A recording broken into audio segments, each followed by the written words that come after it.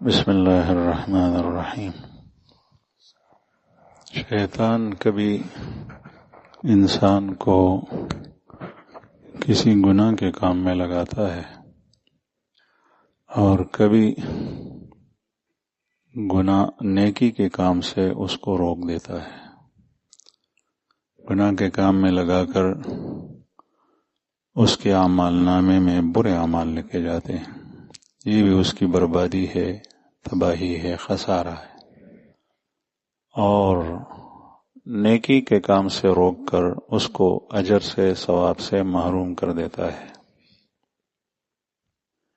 کبھی ایسا کرتا ہے کہ کسی ایک کام میں لگا دیتا ہے اور اس سے بڑے کام سے اس کو روک دیتا ہے۔ جب وہ سمجھتا ہے کہ یہ بہت اچھا کام ہے، بڑا کام ہے، نیکی کا کام ہے، اس میں بہت سارا اجر کمائے گا، یہ کرنے جا رہا ہے، تو شیطان اس کو روک دیتا ہے اور کسی چھوٹے نیک عمل میں اس کو مبتلا کرتا ہے، اس کی طرف اس کا رخ کرتا ہے، اس لیے کہ وہ آدمی ایسا ہے کہ وہ رکتا نہیں ہے، کام کرے گا نیک۔ پھر یہ اس کو چھوٹے کام میں لگا دیتا ہے جس کا اجر بہت ہی تھوڑا، لیکن اس کو بڑے کام سے روک دیتا ہے، وہ یہ بھی کرتا ہے۔ شیطان کے عجیب قسم کے دو پیچ ہیں، اور شیطان یہ بھی کرتا ہے کہ کیا کرایا عمل انسان کا وہ باطل ہو جاتا ہے۔ کڑے عمل، نیک عمل، غٹ عمل اغد سڑی باطل کی اغی نفس، یہ بہت خطرناک بات ہوتی ہے، اور خطرناک اس لیے ہوتی ہے کہ انسان بلا ریا اخلاص کے ساتھ کام اس نے کیا ہے، وہ سمجھتا ہے کہ میرا عمل میرے لیے ذخیرہ ہو گیا، لیکن وہ قیامت میں دیکھے گا تو اس کا وہ عمل ندارت، وہ غائب ہوگا، بیچارہ پریشان ہوگا۔ اس لیے ام المومنین حضرت عائشہ رضی اللہ عنہا سے پوچھا گیا کہ آپ صلی اللہ علیہ وسلم کون سی دعا اکثر مانگا کرتے تھے؟ پیغمبر علیہ السلام با اکثر کما دعا ہوستا؟ ام المومنین حضرت عائشہ رضی اللہ عنہا نے فرمایا کہ یہ دعا آپ صلی اللہ علیہ وسلم میں بہت زیادہ سنتی تھی گھر میں کہ آپ مانگا کرتے تھے، اللہم انی اعوذ بک من شر ما عملت ومن شر ما لم اعمل، اللہم انی اعوذ بک من شر ما عملت ومن شر ما لم اعمل، اے اللہ میں اس نیک کام کے شر سے بھی تیری پناہ میں آتا ہوں جو میں نے کیا ہے، اور اس نیک کام کے شر سے بھی جو میں نے ابھی تک نہیں کیا۔ اور اس میں عمل سے مراد محدثین کہتے ہیں کہ نیک عمل ہے۔ اللہم انی اعوذ بک من شر ما عملت، اے اللہ میں تیری پناہ میں آتا ہوں اس عمل سے جو میں نے کیا ہے، نماز پڑھی، قرآن کریم کی تلاوت کی، صدقہ کیا، دوسرے نیک کام کیے، اس کے شر سے بھی میں پناہ مانگتا ہوں، ومن شر ما لم اعمل، اور اس کے شر سے بھی پناہ مانگتا ہوں جو میں نے بھی کیا نہیں۔ تو ظاہر ہے کہ جو عمل کیا نہیں انسان نے، اس کا شر تو واضح ہے، کیا نہیں ہے تو انسان کے کھاتے میں کچھ آیا ہی نہیں، لیکن جو عمل اس نے کیا ہے اس کے شر سے پناہ مانگنا، اس کے کیا معنی؟ تو کبھی ایسا ہوتا ہے کہ انسان نیک عمل کرتا ہے تو شیطان اس کو اس کے ذہن میں یہ بات ڈالتا ہے کہ یہ تیرا کمال ہے، یہ تیری بزرگی ہے، تو پہنچا ہوا آدمی ہے، اللہ جل شانہ کے ہاں تیری قدر و منزلت ہے، تو نے یہ کام کیا، تیرے معاشرے، تیرے اڑوس پڑوس میں اس مسجد میں اس علاقے کے اندر کوئی اس طریقے سے کام نہیں کر سکتا. یہ اس سے انسان کا کیا کرایا عمل سارا کا سارا ضائع ہوتا ہے. حضرت سفیان ثوری رحمہ اللہ کہ موت کا وقت قریب آیا. سفیان ثوری رحمہ اللہ بہت بڑے فقیہ، بہت بڑے عالم، بہت بڑے محدث، امام ابو حنیفہ رحمہ اللہ کے زمانے کے آدمی ہیں. لیکن امام ابو حنیفہ رحمہ اللہ تھوڑے بڑے تھے، یہ ان سے تھوڑے چھوٹے تھے. ان کی موت کا وقت قریب آیا تو شیطان اس کے پاس آیا. تو شیطان نے اس کو کہا کہ ابھی تیرے جانے کا وقت ہے، میرے ہاتھوں سے بچ گئے، میرے ہاتھوں سے نکل گئے، بچ گئے، میرے دام سے بچ گئے. سفیان ثوری رحمہ اللہ نے فرمایا کہ ملعون ابھی تک میں بچا نہیں ہوں، میں اللہ جل شانہ سے پناہ مانگتا ہوں تیرے شر سے، ابھی تک میں بچا نہیں ہوں. اور آخری عمر میں شیطان یہ کرتا ہے کہ اس کا سارا عمل الٹا دیتا ہے. یہ کام تو یہودیوں کا ہے کہ نیک عمل کیا نہ ہو اور وہ کہیں کہ ہماری تعریف لوگ کریں، اور یہ کام شیطان کا بڑا دھوکہ ہے کہ نیک عمل کرے اور کہے کہ میری بزرگی لوگ بیان کریں. مسلمانوں کے ساتھ یہ بہت زیادہ ہوتا ہے. عالم کے ساتھ، نعت خوان کے ساتھ، مقرر شعلہ بیان کے ساتھ، کسی مفتی کے ساتھ، کسی کتاب لکھنے والے کے ساتھ، کسی دنیا دار شخص صدقہ دینے والے کے ساتھ، مسجد تعمیر کرنے والے کے ساتھ. بعض لوگ عملی شکل میں اس کو پھر دیکھتے ہیں میرا اس میں بڑا حصہ ہے. چنانچہ اگر کوئی داڑھی والا، یہ بے داڑھی ہے، داڑھی والا اگر قیامت شروع کرے، اذان دے، تو یہ کہتے تیرے باپ نے مسجد بنائی ہے، مسجد میں نے بنائی ہے، اذان تو دیتا ہے، اقامت تو کرتا ہے، وہ ٹھیکیدار بن جاتا ہے. وہ سمجھتا ہے کہ اس میں میرا بڑا حصہ ہے، مجھ سے کون آگے بڑھتا ہے. تو عزیزو، یہ شیطان کی چال ہے. قرآن کریم میں یہودیوں کے بارے میں اللہ پاک نے فرمایا وَيُحِبُّونَ أَن يُحْمَدُوا بِمَا لَمْ يَفْعَلُوا. یہ یہودی اس بات کو پسند کرتے ہیں کہ ان کی لوگ تعریف کریں اس کام پر جو اس نے کیے نہ ہو. اگر کوئی مسلمان لوگ اس کی تعریف کریں، یہ بڑا تہجد گزار آدمی ہے، حالانکہ ایسی تہجد پڑھتا نہیں ہے، خوش ہو گیا لوگ میری تعریف کی. یہ یہودی خصلت ہے. بڑا سخی آدمی ہے، حالانکہ سخاوت کرتا نہیں ہے، یہ یہودیوں کی خصلت ہے. یہودی بہت گرے ہوئے، دنیا کے لوگوں میں انتہائی گرے ہوئے، بہت گندے لوگ ہیں. کوئی بھی عمل کریں، وہ عمل کیا نہیں ہے، لیکن لوگوں کے ہاں اس کا تصور ایسا آتا ہے، اس کا نقشہ ایسا آتا ہے، اس کے چہرے کے اوپر ایسی بزرگی لوگوں کے ہاتھ چھائی ہوئی ہوتی ہے. شیطان کا دھوکہ ہے، وہ اس کی تعریف کرتے ہیں کہ یہ ایسا ہے، یہ ایسا ہے، یہ ایسا ہے. امام ابو حنیفہ رحمہ اللہ کے مناقب میں آتا ہے، ہمارے امام صاحب کہ ایک دفعہ راستے سے گزر رہے تھے، 2 بچے کھڑے تھے، لڑکے.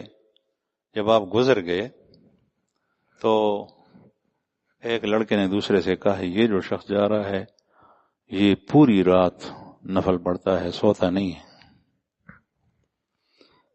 اب یہ بات مشہور ہو گئی تھی، بچوں کی زبان پہ چڑھ گئی. امام ابو حنیفہ رحمہ اللہ گئے تو اس نے دل میں اپنے ضمیر سے کہا کہ تو رات کو سوتا بھی ہے اور لوگ تیرے بارے میں یہ کہتے ہیں. تو اس نے آئندہ سے عزم کیا کہ میں آئندہ نہیں سوؤں گا. 40 سال تک عشاء کی نماز وضو پہ فجر کی نماز پڑھی ہے. یہ بعض لوگ اس کو مذاق سمجھتے ہیں، ہنستے ہیں، اور اس کی وجہ یہ ہے المرء یقیس علی نفسہ، انسان اپنے اوپر گمان کرتا ہے، دوسروں کو قیاس کرتا ہے. یہ پوری رات سوتا رہتا ہے تو یہ سمجھتا ہے کہ جاگنا ایک رات کے لیے بہت مشکل، 40 سال کے لیے یہ جھوٹ ہے. تو ایک بڑے بزرگ کی حد تک توہین بھی کرتا ہے اور سچی بات کو جھٹلاتا بھی ہے۔ بہرحال امام ابو حنیفہ رحمہ اللہ نے عزم کیا کہ آئندہ میں نہیں سوؤں گا، چنانچہ دوپہر کے وقت قیلولے میں آرام کرتے تھے، رات کو نہیں سوتے۔ کیوں؟ اس لیے کہ جھوٹ میں آئے گا، میں تو رات کو پوری رات نہیں جاگتا، میں تو کچھ دیر کے لیے اٹھتا ہوں، سوتا بھی ہوں۔ وَيُحِبُّونَ أَن يُحْمَدُوا بِمَا لَمْ يَفْعَلُوا، یہ یہودی خصلت ہے کہ انسان کوئی عمل نہ کرے اور پھر لوگوں کی تعریف سنے تو بڑا خوش ہو، بہت خوش ہو، جس نے تعریف کی، یہ ایسا آدمی ہے، یہ ایسا آدمی ہے، یہ ایسا آدمی ہے۔ اب کرے کیا؟ اگر یہ نیک عمل یہ کر سکتا ہے تو کرے، وگر ان لوگوں سے کہے کہ بھئی میں ایسا نہیں ہوں، اور اپنے ضمیر کو ملامت کرے۔ لیکن یہ تو اس کے بعد دوسرا نمبر یہ ہے کہ کوئی کام کرے تو وہ چاہے کہ میری تعریف لوگوں کی زبان پر چڑھے، اس سے عمل ضائع ہو جاتا ہے، اس سے عمل ضائع ہو جاتا ہے۔ کیا عمل؟ صدقہ ضائع، نماز، نفل کی نماز ضائع ہو گئی، جو نیک عمل کیا تھا بڑا چھوٹا وہ سارے کے سارے ضائع ہو گئے۔ اس لیے اس کی نسبت اللہ جل شانہ کی طرف کرنی چاہیے، اور اللہ کی توفیق سے ایسا ہوتا ہے۔ حضرت مقداد یاد رکھیے کہ جو بھی اچھا کام ہو اس کی نسبت اللہ کی طرف کرے۔ میرے رب نے میرے اوپر بڑی مہربانی کی کہ مجھے اتنا مال اپنے راستے میں خرچ کرنے کی توفیق دی، وہ مال جو اس نے مجھے دیا ہے۔ قرآن کریم میں ہے وَمِمَّا رَزَقْنَاهُمْ يُنْفِقُونَ، اسی میں سے خرچ کرتے ہیں جو ہم نے اس کو دیا۔ میرے رب کا میرے اوپر بہت بڑا کرم ہے، الحمدللہ، لا قوت الا باللہ، اللہ کے سوا کوئی قوت میرے اندر نہیں ہے کہ اپنے زور بازو پر میں یہ عمل کر سکتا، یہ اللہ نے چاہا تو مجھ سے یہ عمل سرزد ہوا۔ توفیق بھی اللہ نے دی، صحت بھی اللہ نے دی، میرے ہاتھ پاؤں بھی اللہ کے بنائے ہوئے ہیں، میرے ذہن کے اندر یہ بات بھی اللہ تعالی نے ڈال دی کہ یہ نماز پڑھو، یہ صدقہ دو، یہ نیک عمل کرو۔ اس پر اللہ کا شکر ادا کریں۔ منت منہ کے خدمت سلطان ہمیں گنے، یہ احسان مانو، شکر کرو کہ بادشاہ نے تمہیں اپنی خدمت میں مامور کیا ہے۔ یہ نہیں کہ تم بادشاہ سے کہو کہ بادشاہ سلامت، کیسا اچھا آدمی ہوں، میں تیری خدمت کر رہا ہوں۔ وہ بادشاہ ہے، بادشاہ نے تجھے خدمت پر لگایا ہے، تیری خوش قسمتی ہے، تو بادشاہ کا شکر ادا کر۔ قرآن کریم میں اللہ پاک ارشاد فرماتے ہیں لا تمنوا علی اسلامکم بل اللہ یمن علیکم ان ہداکم للایمان، اللہ جل شانہ پر اپنا احسان مت جتلاؤ کہ میں مسلمان ہوں، میں نے اسلام لایا، بڑا تیر مارا تو نے۔ بل اللہ یمن علیکم ان ہداکم للایمان، بلکہ اللہ پاک نے تمہارے اوپر احسان کیا کہ تمہیں ہدایت کی توفیق دی۔ اور نہ بہت عقل عقل مند پھرتے ہیں، قرآن کریم کے اندر ہے مستبصرون تھے یہ لوگ، قوم عاد بڑے ہوشیار، بڑے تجربہ کار، بڑے ذکین، بڑے زیرک لوگ تھے، گمراہ ہو گئے، کافر ہو گئے۔ قرآن کریم میں اللہ پاک ارشاد فرماتے ان کی آنکھیں بھی تھی، ان کے کان بھی تھے، ان کے ہاتھ پیر بھی تھے، وہ تمام تر صلاحیتیں ان کے اندر تجھ سے 10 گنا 20 گنا زیادہ تھی جو تمہارے اندر ہے۔ آج کل لوگوں کے اندر اتنی ہوشیاری اور عقل نہیں ہے جتنی ان لوگوں کے اندر تھی، لیکن اس کے باوجود گمراہ ہوئے۔ یہ تو تیرے اوپر اللہ جل شانہ نے احسان کیا، اس لیے جو بھی اچھا کام ہو اس کام کے اخیر میں الحمدللہ اللہ کا شکر ادا کرنا کیوں چاہیے؟ اس کی حکمت کیا ہے؟ اس کی حکمت یہی ہے کہ یہ اللہ پاک نے یہ کیا، تمام تعریف اللہ کے لیے، الحمدللہ، تمام تعریف اللہ کے لیے کہ میں نے نماز پڑھی، یہ میں نے اپنی زور سے نہیں پڑھی، اللہ نے مجھ سے پڑھوائی۔ کھانا کھایا، تمام تعریف اللہ کے لیے ہے جس نے مجھے کھانا کھلایا، میں نے اپنے زور بازو سے کھانا نہیں کھایا بلکہ اللہ نے مجھے کھلایا۔ الحمدللہ اتنی کمائی ہوئی، یہ الحمدللہ مسلمان کہتا ہے، اس کا مطلب یہ ہے کہ تمام تعریف اس ذات کے لیے، اللہ کے لیے جس نے مجھے یہ فائدہ بخشا، یہ فائدہ دیا ان پیسوں کی صورت میں، یہ میرے زور بازو میں نہیں تھا۔ کتنے سارے لوگ انتہائی بڑے بڑے تاجر ہوشیار وہ نہیں کما سکے، میں نے کمایا۔ الحمدللہ آخر میں جو پڑھتے ہیں بولتے ہیں کسی بھی نعمت کے حصول میں، اس کی وجہ یہ ہے کہ اللہ جل شانہ کا دین ہے، اس نے میرے اوپر فضل فرمایا۔ تلاوت کی، ذکر کیا، قرآن کریم، یہ نماز پڑھی، نوافل پڑھے، صدقہ کیا، خیرات کیا، اور بہت سارے نیک کام کیے۔ الحمدللہ الحمدللہ الحمدللہ۔ ملک فتح ہوا، الحمدللہ۔ جنگ جیت گئے مسلمان، الحمدللہ۔ اپنے زور بازو پر نہیں، اللہ جل شانہ نے کیا۔ اور جب کوئی برا کام انسان سے صادر ہو جائے تو وہ اپنی نفس کی طرف نسبت کرے، نفس کی حماقت، اور شیطان کی طرف اس کی نسبت کرے۔ نفس کی طرف کرے، شیطان کی طرف، اللہ کی طرف نہیں، کسی اور کی طرف نہیں، کسی اور کے سر پر نہ توپے۔ اس لیے شیطان بھی کل قیامت میں جہنم میں کہے گا، ما کان لی علیکم من سلطان الا ان دعوتکم فاستجبتم لی فلا تلومونی ولوموا انفسکم ما انا بمصرخکم وما انتم بمصرخی۔ میرا تمہارے اوپر کوئی زور نہیں چلتا تھا، صرف میں نے ایک چپکے سے دعوت دی، تم نے میری دعوت قبول کی۔ اللہ کا رسول بلاتا رہا کھلم کھلا علی الاعلان، اس کے نائبین اہل علم علماء بلاتے رہے، کہتے رہے، قرآن پاک کی آیات پڑھتے رہے، رسول اللہ صلی اللہ علیہ وسلم کی آیات بیان کرتے رہے، ان کی تشریح بیان کرتے ہیں، تم اس کی نہیں سنتے تھے، میرا وسوسہ تو نے سنا۔ اپنے آپ کو ملامت کرو، مجھے نہیں ملامت کرو۔ تو انسان کا نفس اور دوسرا شیطان۔ ایک واقعہ سناؤں، حدیث مبارک میں آتا ہے، بہت پیارا واقعہ ہے۔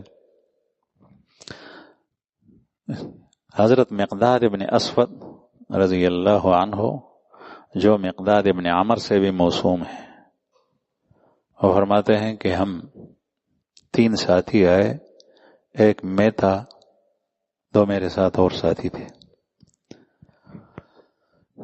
رسول اللہ صلی اللہ علیہ وسلم کے صحابہ پر اپنے آپ کو پیش کیا، اس لیے کہ ہمارا گھر نہیں تھا، ہمارے پاس کھانے کا کچھ تھا نہیں، ہمیں اتنی بھوک و پیاس لگی تھی کہ ہمارے آنکھیں بینائی کام نہیں کر رہی تھی، اور کان کام نہیں کر رہے تھے، کانوں میں بوجھ تھا۔ جب آدمی کو سخت بھوک لگتی ہے تو کانوں سے پھر سنتا نہیں ہے، پھر آنکھوں کے سامنے اندھیرا چھا جاتا ہے۔ لیکن ہم نے ایسی حالت نہیں دیکھی، پوری زندگی ہماری گزرتی ہے، ہم اس کو پہچانتے بھی نہیں۔ اللہ کا شکر ادا کریں، اللہ تعالیٰ کا شکر ادا کریں۔ میں نے اپنے کانوں سے سنا بعض لوگوں سے جو کافروں کے ہاتھوں پر قیدی تھے جیلوں میں کئی سال، انہوں نے کہا کہ تمام سزاؤں سے سخت ترین سزا بھوک ہے،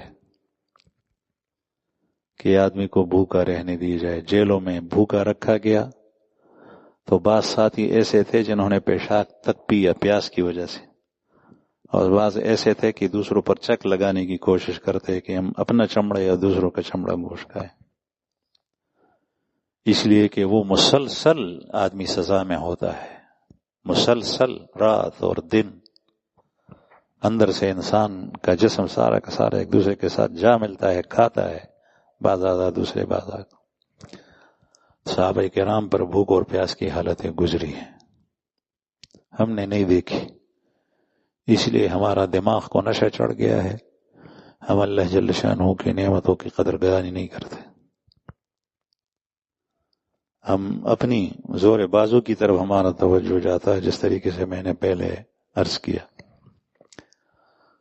تو مقداد ابن عمر رضی اللہ عنہ فرماتے ہیں کہ میں آیا، 2 ساتھی میرے ساتھ اور تھے، صحابہ کرام کے پاس خود کچھ نہیں تھا تو انہوں نے ہمیں قبول نہیں کیا، تو رسول اللہ صلی اللہ علیہ وسلم نے مجھے ارشاد فرمایا کہ مقدار تم تینوں میرے ساتھ آؤ۔ ہم 3 نبی کریم صلی اللہ علیہ وسلم کے ساتھ گئے۔ مسند احمد کی روایت ہے، تو حضرت مقداد کہتے ہیں کہ رسول اللہ صلی اللہ علیہ وسلم نے مجھے فرمایا کہ مقداد یہ 3 بکریاں ہیں، 3 بکریاں ہیں، اس کو دوہ لیا کرو اس کا دودھ، اور پھر اس کو 4 حصوں میں تقسیم کیا کرو، 3 تم ہو 1 میں ہوں، تم اپنا اپنا حصہ پی لیا کرو، یہی کھانا بھی ہے یہی مشروب بھی ہے، اور میرے لیے 1/4 حصہ چھوڑ دیا کرو، جس وقت میں آؤں گا پھر میں پیوں گا، میرے کچھ مصروفیات ہوتی ہیں، کچھ شواغل ہوتے ہیں، اس کی بنا پر میں کبھی کبھی دیر سے آتا ہوں، تو تم میرے لیے رکھا کرو اس کو، اس پر ڈھکن رکھا کرو، چھپاؤ برتن کو۔ تو یہ کہتے ہیں کہ ایک دفعہ ہم نے بکریاں دوہ لی، 3 بکریاں، اور اس کا دودھ 4 حصوں میں تقسیم کیا، 3 حصے ہم نے لیے، ایک حصہ ایک رسول اللہ صلی اللہ علیہ وسلم کے لیے چھوڑا، اس پر کپڑا ہم نے رکھا۔ یاد رکھیے اس زمانے کے اندر اتنی چیزیں گھروں میں نہیں تھی جتنا اب ہے، اس کا 200واں حصہ بھی نہیں ہوتا تھا، لیکن کھانے کے ڈھکن کے چھپانے کا، کھانے کے برتن کے چھپانے کا کی تعلیم رسول اللہ صلی اللہ علیہ وسلم نے دی ہے۔ آج کل کھانے میں برکت نہیں ہوتی، اس کی وجہ یہ ہے کہ رسول اللہ صلی اللہ علیہ وسلم کی سنت کی خلاف ورزی ہوتی ہے۔ یہ ڈاکٹر حضرات جراثیم کو مانتے ہیں، بیکٹیریا ہے، یہ ہے، جرثومے ہیں، اور مسلمان شیطان کو نہیں مانتا۔ جو برتن کھلا رکھا جائے اس میں شیطان منہ مارتا ہے۔ اب شیطان نے منہ مارا اور اپنا تصرف کیا، وہ کھائے یا نہ کھائے اس میں برکت چلی جاتی ہے، اور یہ برکت اندر برتن میں رہتی ہے 2 چیزوں سے، بسم اللہ پڑھنے سے اور ڈھک کر رکھنے سے۔ اپنے گھروں میں یہ بات کیا کرو، ہانڈی ڈھکی ہوئی ہو، برتن ڈھکا ہوا ہو۔ پرانے زمانے کی ایک عادت تھی جو مجھے بہت اچھی لگتی تھی، آج کل لوگوں نے چھوڑ دی۔ جس پیالی میں چائے پیتے تھے اس پیالی کو پرچ میں الٹا رکھتے تھے۔ آج کل زمانہ آ گیا، بڑے بڑے لوگ آ گئے، روشن خیال، تعلیم یافتہ، تو پیالی کو سیدھا رکھتے ہیں۔ اس خالی پیالی میں بھی شیطان اگر اپنی اس کو چاٹ لے کتے کی طرح تو اس میں بھی بے برکتی آتی ہے، آئندہ استعمال سے اس میں بھی آتا ہے۔ اس لیے برتن کو صاف کر کے الٹا رکھنا چاہیے، اور برتن کا ڈھکنا نہ ہو تو اس پر کپڑا رکھے، کپڑا بھی نہ ہو تو اس پر تنکا رکھے، تنکا چھوٹا سا لکڑی تنکا یوں رکھے ارزن، اور بسم اللہ پڑھیں۔ اب ادھر ادھر سارا خالی ہے، ایک تنکا اوپر پڑا ہوا ہے، لیکن شیطان اب اس میں تصرف نہیں کرے گا، اس لیے کہ تم نے اپنی کوشش کی، شیطان اس میں نہیں گھس سکتا۔ مسلم شریف کی حدیث ہے، جب دروازے سے داخل ہو رات کے وقت دروازہ بند کرو، جو کنڈی ہو لگاؤ، تالا لگانے کی ضرورت نہیں، بسم اللہ پڑھو، شیطان اب اس گھر میں نہیں آئے گا، اور چور بھی شیطان ہے وہ بھی نہیں آئے گا۔ اور دروازہ بند کرو، بتی بجھاؤ، شیطان اب نہیں جلائے گا اس کو، لیکن وہ آگ کھولا چھوڑ دیا اور بسم اللہ نہیں پڑھی، اور برتن پڑے ہوئے ہیں، یوں بوری پڑی ہوئی ہے آٹے کی، وہ اس کا منہ کھلا ہے، شیطان اس میں تصرف کرتا ہے، گھی کا ٹین کھلا ہے، شیطان اس میں تصرف کرتا ہے، کہتے بے برکتی ہے۔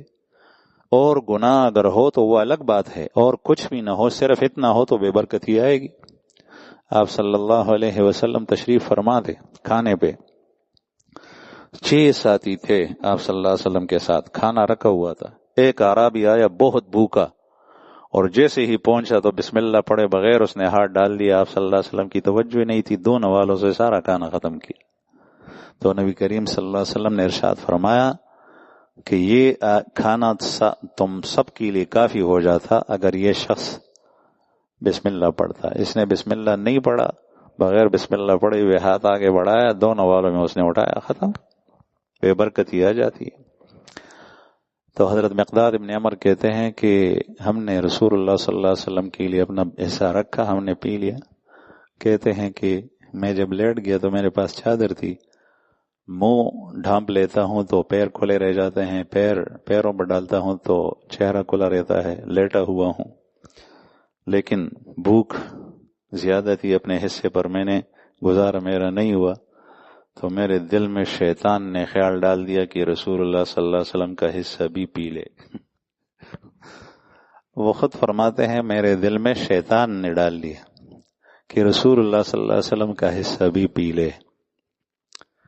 صحابہ کرام سمجھے ہوئے تھے کہ یہ بات کون کرتا ہے؟ یہ شیطان کرتا ہے، اور ساتھ اس نے دلیل بھی کہتے ہیں بیان کی شیطان نے۔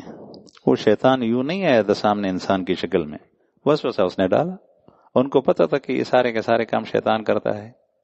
ہم سمجھتے ہیں کہ یہ میرا دل یہ فیصلے کرتا ہے اور وہ اچھا کرتا ہے، اس لیے کہ میرا دل ہے، اس میں جو آیا ہے وہ ٹھیک آیا ہے۔ چنانچہ وہ سارے لوگوں کی خلاف ورزی کر کے کسی سے مشورہ نہیں لیتا، کسی بڑے کی بات پر عمل نہیں کرتا، جی میں آتا ہے اور وہ پٹی ساری کی ساری شیطان نے پڑھائی ہے۔ بیوی کے بارے میں فیصلہ ہو، بچوں کے بارے میں فیصلہ ہو، گھر کے بارے میں فیصلہ ہو، کوئی اور عمل ہو، شیطان اس کی ٹانگیں اوپر کر دیتا ہے، سر نیچے کر دیتا ہے، سارا کیا کرایا ختم، اس لیے کہ اس کو اپنے نفس پر اعتماد ہے، حالانکہ یہ کرتا شیطان ہے۔ تو مقداد ابن عمر تو رسول اللہ صلی اللہ علیہ وسلم کے صحابی تھے، آپ کی صحبت میں رہے ہوئے تھے، ان کو پتا تھا کہ یہ بات شیطان ڈالتا ہے، لیکن ان کو بھوک لگی تھی۔ کہتے مجھے کہہ رہے ہیں شیطان کہ رسول اللہ صلی اللہ علیہ وسلم گئے ہیں تو وہ کسی انصاری کے پاس گئے ہوں گے اور اس انصاریوں نے کھانا کھلایا ہوگا، آپ نے دیر کر دی، تو یہ تھوڑا سا دودھ ہے، اس سے آپ صلی اللہ علیہ وسلم کا کیا بنے گا یار، یہ پی لو۔ بار بار کہتا رہا تو کہتے ہیں میں نے جا کر پی لیا۔ جب پی لیا تو وہی شیطان اب کیا کہہ رہا ہے؟ کہتے تالیاں بجاتا ہوا مجھے کہتا ہے کہ اب تیری خیر نہیں، اللہ کا رسول آئے گا، برتن اٹھائے گا، برتن خالی پائے گا تو تجھے بد دعا دے گا، اور تیرے اوپر وہ بد دعا لگی تو تیری دنیا بھی برباد، آخرت بھی برباد۔ اللہ اکبر۔ کہتے میں سوچتا رہا یہ کیا ہو۔ اب تنگ بھی وہی کرتا ہے، شیطان گناہ پر آمادہ بھی کرتا ہے اور شیطان پریشان بھی کرتا ہے۔ اور یہ جو دوسری بات ہے نا، یہ عموماً مسلمان کے ساتھ کرتا ہے، کافر کے ساتھ نہیں، کہ اس کی برائی کی برائی معلوم ہو جائے، برائی کی برائی معلوم ہو جائے، یہ بھی بڑی نعمت۔ اور یہ نعمت اس طرح ہے کہ کم از کم اس برائی سے توبہ تو کرے گا، یہ میں نے برا کیا، پشیمان تو ہوگا، پشیمانی توبہ ہے۔ اگر اس برائی کرنے کے بعد اس کی برائی معلوم نہ ہو تو توبہ کس طرح کرے؟ اس لیے بہت سارے لوگ اس اسلامی معاشرے میں مسلمانوں کے ساتھ شیطان کھیلتا ہے، ان سے گناہ کراتا ہے، پھر یہ بھی نہیں کہتا کہ یہ تو نے برا کیا، بلکہ کبھی یہ کہتا ہے کہ اچھا کیا، چنانچہ اس کو توبے کی توفیق نہیں ملتی، اس لیے وہ گناہ پہ گناہ کرتا ہے، اس کا خناس نفس بڑھتا جاتا ہے۔ یہ اللہ تعالیٰ کی بہت بڑی نعمت ہوتی ہے۔ صحابہ کرام جیسے گناہ کرتے، صحابہ کرام سے گناہ ہوتا تھا، صحابہ کرام معصوم نہیں تھے، اللہ کے رسول معصوم ہیں۔ اگر کسی صحابی کے بارے میں کسی حدیث میں آپ نے سنا تو حدیث کا انکار نہ کریں صحیح روایات کا، اور نہ یہ کہیں کہ صحابی نے ایسا کیوں کیا۔ صحابی انسان تھے، پیغمبر نہیں تھے، فرشتے نہیں تھے۔ البتہ انبیاء کرام بھی فرشتے نہیں ہوتے لیکن پیغمبر ہوتے ہیں، پیغمبر سے گناہ نہیں ہوتا، اللہ تعالیٰ اس کو معصوم رکھتا ہے۔ شیطان ہوتا ہے لیکن شیطان گناہ میں مبتلا نہیں کر سکتا۔ میں آپ کو واقعے کے اندر واقعہ سناؤں۔ رسول اللہ صلی اللہ علیہ وسلم ام المؤمنین فرماتے ہیں، ام المؤمنین آپ صلی اللہ علیہ وسلم حضرت عائشہ رضی اللہ عنہ رسول اللہ صلی اللہ علیہ وسلم کی بیوی تھی، زوجہ مطہرہ تھی، ایک بستر پر دونوں لیٹے ہوئے تھے۔ کہتے کہ میری آنکھ لگ گئی، نبی کریم صلی اللہ علیہ وسلم میرے ہاں سے اٹھ گئے آہستہ، میں نے جیسے ہی محسوس کیا اٹھ گئے نہیں ہے تو میں بھی اٹھ گئی۔ میرے دل میں خیال آیا کہ کسی دوسری بیوی کے گھر چلے گئے ہوں گے، تو میں نے کہا نمبر میرا ہے، باری میری ہے، دوسرے کے گھر کیسے گئے؟ تو فرماتی ہیں کہ میں جلدی چلی گئی، آپ صلی اللہ علیہ وسلم آگے جا رہے ہیں، میں پیچھے جا رہی ہوں، کہاں جائیں گے؟ تو بقیع میں چلے گئے، مقبرے میں۔ آج کل جو حضرات عمرہ اور حج پہ مدینہ منورہ گئے ہیں تو ان کو پتا ہے کہ نبی کریم صلی اللہ علیہ وسلم کی قبر اطہر کے چند قدم فاصلے پر بقیع ہے۔ اس وقت اس میں آبادی تھی، گلیاں تھی۔ وہاں گئے، میں دور کھڑی رہی، وہاں آپ صلی اللہ علیہ وسلم نے ہاتھ اٹھائے اور بقی والوں کے لیے دعا کی. تو جیسے ہی منہ موڑا میں فوراً بھاگی، تو میرا سایہ دیکھا، اور پھر اس کے علاوہ رسول اللہ صلی اللہ علیہ وسلم اللہ کے پیغمبر بھی تھے، وہی کے ذریعے سے بھی پتہ چلتا تھا. جب میں گھر آئی، کہتے جلدی جلدی آئی، تو میرا سانس اوپر نیچے ہو رہا تھا. تو آپ صلی اللہ علیہ وسلم نے ارشاد فرمایا کیا ہوا تیرا سانس اوپر نیچے ہوتا ہے؟ تو میں کہتے ہیں کچھ نہیں. آپ صلی اللہ علیہ وسلم نے ارشاد فرمایا یا تو بتا یا میں تجھے بتا دیتا ہوں. تو میں سمجھ گئی کہ آپ اللہ کے رسول ہیں، اب ضرور بتائیں گے. میں نے کہا کہ یا رسول اللہ اس طریقے سے ہوا. تو آپ نے فرمایا کہ یہ تیرے شیطان نے تجھے میرے بارے میں بدگمان کیا، تیرے شیطان نے تجھے کہا. اب دیکھیں بری بات کی نسبت شیطان کی طرف کی جائے. تو میں نے کہا کہ یا رسول اللہ میرے ساتھ شیطان ہے. تو آپ نے فرمایا شیطان تو ہر کسی کے ساتھ ہوتا ہے. تو پھر میں نے پوچھا کہ یا رسول اللہ تیرے ساتھ بھی شیطان ہے؟ تو آپ صلی اللہ علیہ وسلم نے فرمایا کہ ہاں ولکنہ اسلم، لیکن وہ شریف ہے، اصیل شخص ہے، یعنی وہ مجھے گناہ میں مبتلا نہیں کر سکتا. اللہ تعالیٰ نے اس کو یہ توفیق نہیں دی. تو شیطان ہوتا ہے ہر کسی کے ساتھ.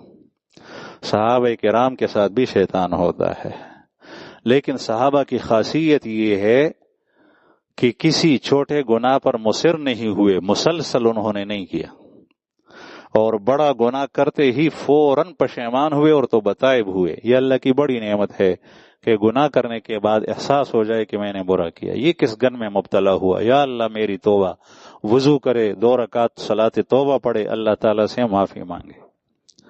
فرماتے ہیں کہ حضرت مقداد رضی اللہ عنہ کہتے شیطان مجھے یہی کہتا ہے کہ اب تیرا کیا بنے گا، بد دعا دے گا، یہ ہوگا وہ ہوگا. اسی اسنا میں کہتے ہیں کہ رسول اللہ صلی اللہ علیہ وسلم تشریف لائے، اور مجھے نیند کہاں آتی ہے، پہلے بھوک سے نہیں آتی تھی، اب اس خطرے سے نہیں آتی. کہتے ہیں کہ وہ چادر میں نے اپنے چہرے پر ڈالی ہے. رسول اللہ صلی اللہ علیہ وسلم کی عادت شریفہ یہ تھی کہ جب کمرے میں داخل ہوتے اور کمرے میں سونے والے ہوتے تو آپ صلی اللہ علیہ وسلم سلام اتنی آہستہ فرماتے، دروازے کوڑ آہستہ کھولتے، اور سلام اتنی آہستہ فرماتے کہ جاگا ہوا آدمی سنتا اور سویا ہوا نہیں اٹھتا تھا، تاکہ اس کو تکلیف نہ ہو. ہم اگر بیوی گھر میں ہے، بچے گھر میں ہے تو کوئی پرواہ نہیں، گڑز گڑز درز درز، اس لیے کہ پورے گھر کا بادشاہ یہ ہے اور تو کوئی انسان ہے نہیں. بیوی بھی انسان ہے، اس کے بھی حقوق ہیں، وہ بھی سوتی ہے، وہ بھی آرام کرتی ہے. تو کہتے ہیں کہ آپ صلی اللہ علیہ وسلم آئے، آہستہ سلام کیا، لیکن میں نے جواب اس لیے نہیں دیا زور سے کہ میں دیکھتا ہوں کہ کیا بنے گا. تو کہتے ہیں کہ آپ صلی اللہ علیہ وسلم پہلے تو برتن کی طرف گئے. اب میں ڈر رہا ہوں، لرزتا ہوں کہ اب تیری خیر نہیں، بد دعا دے گا. نبی کریم صلی اللہ علیہ وسلم نے اس کا ڈھکن کپڑا اٹھایا اور دیکھا تو برتن خالی پڑا ہے. تو آپ صلی اللہ علیہ وسلم نے ہاتھ اٹھائے آسمان کی طرف اور فرمایا اللہم اطعم من اطعمنی واسق من سقانی. بہت بڑے مہربان، یا اللہ جس نے مجھے کھلایا تو اس کو کھلا، اور جس نے مجھے پلایا تو اس کو پلا. بد دعا نہیں دی، دعا کی. جو مجھے کھلائے گا، جس نے مجھے کھلایا تو اس کو کھلا، اور جس نے مجھے پلایا تو اس کو پلا. اس میں یا تو آئندہ کی طرف اشارہ تھا اور یا گزشتہ کی طرف، اور اس وقت کے بارے میں کچھ نہیں تھا. جس نے مجھے پہلے کھلایا ہے تو اس کو کھلا. اس کے بعد فوراً رسول اللہ صلی اللہ علیہ وسلم نے نیت باندھ لی. آپ صلی اللہ علیہ وسلم کی عادت مبارک یہی تھی کہ جب گھر تشریف لاتے، نماز تو عشاء کی فرض مسجد میں پڑھتے، لیکن جب گھر آتے تو گھر میں چند رکعتیں پڑھ کے پھر سو جاتے بستر کے پاس. تو رسول اللہ صلی اللہ علیہ وسلم نے نیت باندھ لی. جیسے ہی نیت باندھ لی تو یہ کہتے ہیں کہ میں اٹھ گیا، دل میں کہا کہ آ جاؤ اس دعا میں تو اب شریک ہو جاؤ، یعنی آپ صلی اللہ علیہ وسلم کو کچھ کھلاؤ پلاؤ تاکہ اس دعا میں آ جاؤ، یہ دعا تیرے حصے میں ہو جائے. تو کہتے ہیں کہ میں نے چھری لی، چھری، اور 3 بکریاں کھڑی تھی، میں نے کہا ایک بکری کو ذبح کروں. وہ بکری اس کی تو نہیں تھی، رسول اللہ صلی اللہ علیہ وسلم کی، لیکن اللہ کے رسول ایسے تھے، ایسے مہربان ذات تھے کہ ایک آدمی تھا صحابہ میں، وہ آپ صلی اللہ علیہ وسلم کو ہدیے میں، تحفے میں کبھی کبھی گھی لے کر آتا، دیسی گھی. فرماتا کہ یا رسول اللہ یہ آپ کے لیے ہدیہ ہے. جب آپ صلی اللہ علیہ وسلم ہدیہ قبول کرتے، دوسرے دن وہ صحابی آ کر کہتے کہ یا رسول اللہ فلاں دکاندار سے میں نے گھی خریدا تھا، وہ پیسے مانگ رہا ہے. کبھی شہد لے کر آتا کہ یا رسول اللہ یہ آپ کے لیے ہدیہ ہے. جب شہد آپ صلی اللہ علیہ وسلم قبول کرتے تو میں کہتا کہ یا رسول اللہ وہ فلاں شخص سے میں نے شہد لیا ہے، وہ پیسے مانگ رہا ہے. تو آپ صلی اللہ علیہ وسلم مسکرا کر دیتے. اتنی بڑی ہستی انسانوں میں کوئی نہیں دیکھی گئی، اتنے اونچے اخلاق کہ جن کی اخلاق کی گواہی اللہ پاک نے قرآن کریم میں دی. انک لعلی خلق عظیم، تیری پرورش اور نمود بڑی اچھی صفات پر ہوئے، بہت اونچے اخلاق ہیں. تو کہتے ہیں کہ جب چھری میں نے اٹھائی، اب بکریوں کے پاس جاتا ہوں تو رات کا اندھیرا ہے، ایک بکری پر میں نے ہاتھ مارا کہ اس میں گوشت والی جو ہو تاکہ اس کو ذبح کروں، تو میرے ہاتھ بکری کے تھن کے اوپر پڑ گئے. زمالاس بیزے پتھو بانے پریوت ہوں. میں نے دیکھا تو وہ دودھ سے بھرے ہوئے. تمہارا بٹا ہولان دل کا دوا بشا ماں سیدھا بیزا ہمالے شیری. دوسری کے پاس گیا تو اس کے بھی تھن دودھ سے بھرے ہوئے، تیسری بھی ایسی. تو میں نے برتن لیا اور چھری پھینک دی. برتن لیا اور دودھ تینوں بکریوں کا دوہ لیا. تو وہ بڑا برتن تھا، وہ اتنا بھر گیا کہ اس کا جاگ اس کے اوپر آ گیا. میں انتظار کرتا رہا. جیسے ہی رسول اللہ صلی اللہ علیہ وسلم نماز سے سلام پھیرا، میں نے عرض کیا کہ یا رسول اللہ یہ دودھ پیجیے. تو آپ صلی اللہ علیہ وسلم بڑے خوش ہوئے. فرمایا کہ مقداد کہاں سے لائے ہو، دودھ تو نہیں تھا. میں نے کہا یا رسول اللہ بات میں بتاؤں گا، ابھی آپ دودھ پی لیں. ابھی نہیں بتاؤں گا. تو آپ صلی اللہ علیہ وسلم نے پی لیا. میں نے کہا یا رسول اللہ اور پی لیں، آپ نے پی لیا. پھر میں نے کہا اور پی لیں، آپ نے پی لیا. جب آخری بار پی لیا اور بہت سیر ہو گئے تو کہتے ہیں کہ میں زمین پر ہنسنے کی وجہ سے گر پڑا، ہنستا رہا.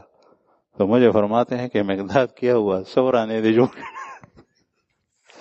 سمن زوری دردی حال ہوا، کیا ہوا، کیا بات ہے. میں نے کہا یا رسول اللہ بات ایسی، پوری تفصیل میں نے سنائی. آپ صلی اللہ علیہ وسلم نے ارشاد فرمایا کہ یہ برکت ہے جو آسمان سے اللہ جل شانہ نے ان بکریوں میں نازل کی. میں یہی بات کہہ رہا تھا کہ اچھی بات کی نسبت نہ مقداد نے اپنی طرف کی کہ میں اتنا بڑا بزرگ کہ دیکھو بکریوں پر میں نے ہاتھ پھیرا تو بکری.